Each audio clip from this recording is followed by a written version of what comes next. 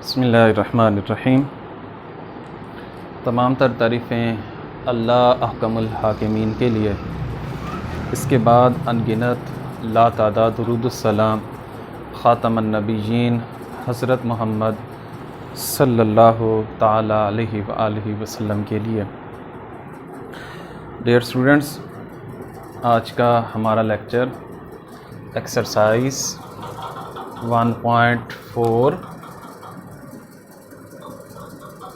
और उसका question number 1 और 2 है।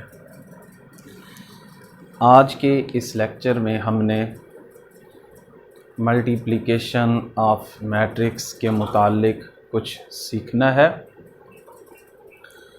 मल्टीप्लिकेशन ऑफ मैट्रिक्स के लिए ये ज़रूरी है कि आपको पहले सिंपल जो मल्टीप्लाई है वो आना चाहिए। उसके बाद आपको जो अलजबरा के प्लस और माइनस और प्लस ये किस वक्त होता है वो आना चाहिए। और उसके बाद आपको तीसरी बात जो जहन नशीन करनी है वो ये है कि मैट्रिक्स के रोज़ कौन से होते हैं और मैट्रिक्स के कॉलम कौन से होते हैं, और उन मैट्रिक्स के अंदर कॉलम की कितनी तादाद है और उन मैट्रिक्स के अंदर रोज़ की कितनी तादाद है।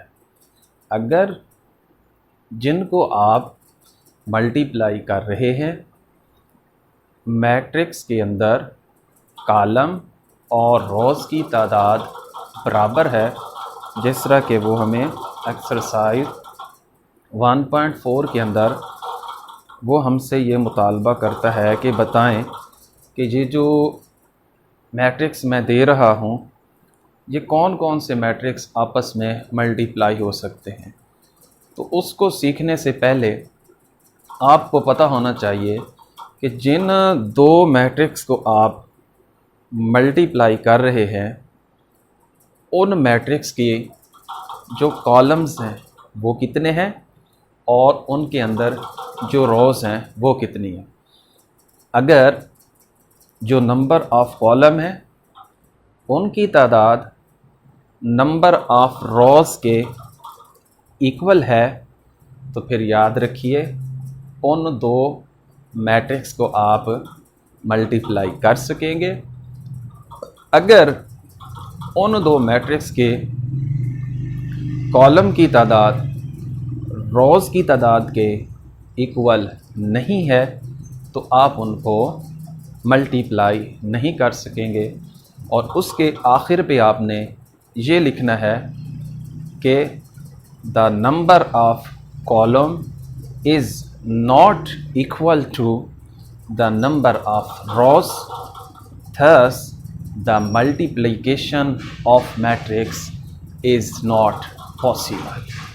तो चलते हैं। मैंने दो सवाल आपके आसानी के लिए मैंने लिए हैं, बकिया आपने इन सवालों की ख़ुद प्रैक्टिस करनी है और उसमें से आपने देखना है कि अगर आपको कोई सवाल मुश्किल नज़र आता है, किसी की समझ नहीं आती है, तो आपने मुझे बताना है, तो मैं आपको इंशाअल्लाह आने वाले लेक्चर में वो समझा दूँगा। चलते हैं लेक्चर की तरफ। तो ये देखें, अब हमारे पास ये फर्स्ट मैट्रिक है। इसमें से हमने देखना है कि इसमें जो आपने मद्देनज़र रखना है क्या कि C is equal to R होना चाहिए। C is equal to R, ठीक है। अब यहाँ पर देखेंगे आप कि इसका ये फर्स्ट कॉलम है और ये सेकंड कॉलम है, ठीक है। तो इसमें नंबर ऑफ़ कॉलम की जो तादाद है वो कितनी हो गई, 2, ठीक है। अब ये जो है इस तरह से आप देखेंगे, ये फर्स्ट रो है और ये सेकंड रो है, तो रोज़ की भी तादाद हो गई 2। तो हम क्या कह सकते हैं कि the multiplication of this matrix is possible. ठीक है, the multiplication of this matrix is possible. ठीक है, और दूसरा जो इसका सेकंड पार्ट है उसको देख लेते हैं। ठीक है, अब यहाँ पर देखें, ये C1 और ये C2 हो जाएगा। अब यहाँ पर हम लिखेंगे C और इज इक्वल टू R। ठीक है, अब यहाँ पर कॉलम की जो तादाद है वो कितनी है, 2, और उसके बाद ये देखें, ये हमारे पास है रो 1 और ये हमारे पास है रो 2, तो हम यहाँ पर लिख देंगे C is equal to R, मतलब 2 कॉलम की तादाद और 2 रोज़ की तादाद, तो हमारे पास हो जाएगा 2 इज इक्वल टू, मतलब जो फर्स्ट मैट्रिक है उसको भी आप मल्टीप्लाई कर सकते हैं और जो सेकंड मैट्रिक है उसको भी आप मल्टीप्लाई कर सकते हैं।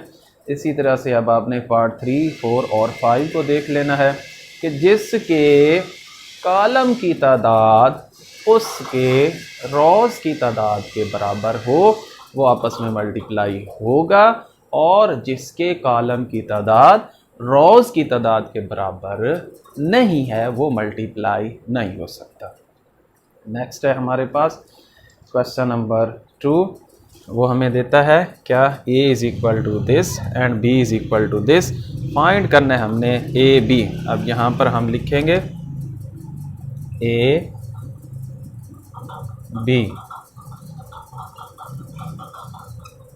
a है हमारे पास 3 0 -1 2, और उसके बाद मैट्रिक्स ऑफ b, यहाँ पर मल्टीप्लाई का साइन लगाने की कोई ज़रूरत नहीं है, 6 और 5 आ जाएगा हमारे पास। अब यहाँ पर देखेंगे ये C1 है, ये C2 है, तो और ये रो 1 है और ये रो 2 है, तो यहाँ पर C is equal to R है, मतलब 2 इज़ इक्वल टू 2 है, तो या multiplication of this matrix is possible. अब हमने मल्टीप्लिकेशन मालूम करना है, तो उसके लिए ये है फर्स्ट रो और फर्स्ट कॉलम। ठीक है, first row first column, 3 multiply by 6 plus sign plus का लगाना है, 0 मल्टीप्लाई बाय 5। ठीक है, उसके बाद second row first column, -1 multiply 6 plus 2 multiply 5। अब इसको चेक करने का भी तरीका है कि क्या हमारा जो सवाल है क्या वो ठीक है या हमारा सवाल गलत है। उसका ये तरीका है कि ये देखिए, फर्स्ट के नीचे फर्स्ट आ रहा है और ये सेकंड एलिमेंट के नीचे सेकंड एलिमेंट आ रहा है। अब हम इसका आंसर निकालते हैं जी।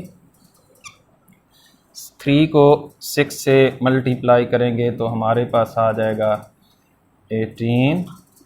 0 को 5 से मल्टीप्लाई करेंगे तो हमारे पास आ जाएगा 0, plus minus -6 1 jar 6, plus 5 2 jar 10।